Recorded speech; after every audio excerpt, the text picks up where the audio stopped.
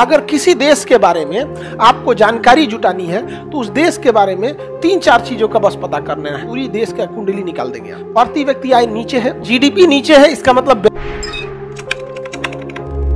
देश में अगर कोई भी आदमी पीछे है ना तो आपका प्रति व्यक्ति आय प्रभावित होगा, क्योंकि प्रति व्यक्ति आय में पर कैपिटा इनकम में देश का टोटल आय और बटा टोटल जनसंख्या रखा जाता है।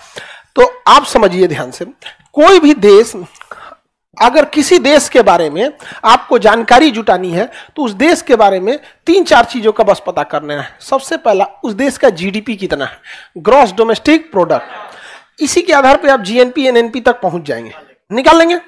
दूसरा आपको पता करना है उस देश के बारे में पर कैपिटा इनकम कितना है, सीपीआई, पर कैपिटा इनकम कितना है। इन 2 चीज अगर आपको पता चल गया, पूरी देश का कुंडली निकाल देंगे आप। प्रति व्यक्ति आय नीचे है, उस देश में खुशहाली बहुत कम होगा। समझ में आ रहा है कि नहीं? जीडीपी नीचे है, इसका मतलब व्यापार का माहौल वहां नहीं है, स्किल्ड लेबर नहीं है, बिजली की व्यवस्था नहीं है, सड़कें अच्छी नहीं है, लॉ एंड ऑर्डर अच्छा नहीं है, इकोसिस्टम अच्छा नहीं है। समझिए, जिस तरह डॉक्टर जांच करता है ना, आप जाइएगा तो थोड़े पूछेगा, ब्लड जांच करेगा और यूरिन जांच करेगा, कुल व्यवस्था निकाल दिया। 90% बीमारी आपका पकड़ लेगा केवल ब्लड और यूरिन जांच करके। बच गया अल्ट्रासाउंड, एक्सरे, तो उसके लिए आप स्टॉक मार्केट देख लीजिए। क्या देख लीजिए? Stock market. जैसे आपका ये सेंसेक्स वगैरह देखते हैं ना, Nifty, Sensex, share market, share market, share market, उस देश का शेयर मार्केट अभी कितना है, समझ में आएगी नहीं क्या? पाकिस्तान का टोटल शेयर मार्केट से ज्यादा तो टाटा का है,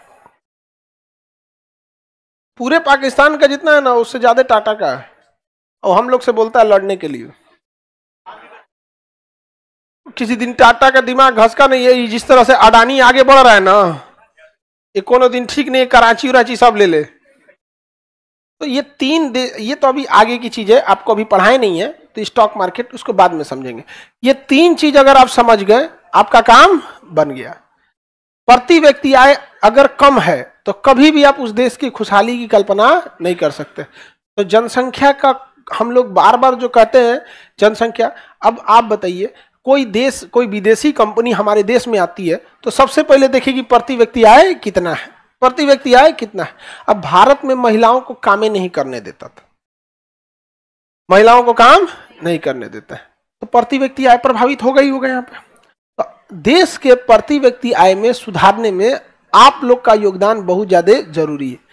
आप लोग पीछे रह गए, थोड़ा सा बराबर में आइए। समझ में आ रहा है कि नहीं आ रहा है? और जब भी समाज अपने ट्रांजिशन फेज में होता है तो उस समय आपको समाज के हिसाब से चलना होता है। अभी समाज महिला और पुरुष को लेकर ट्रांजिशन फेज में है, ठीक है, अपने टॉप फेज पे नहीं है।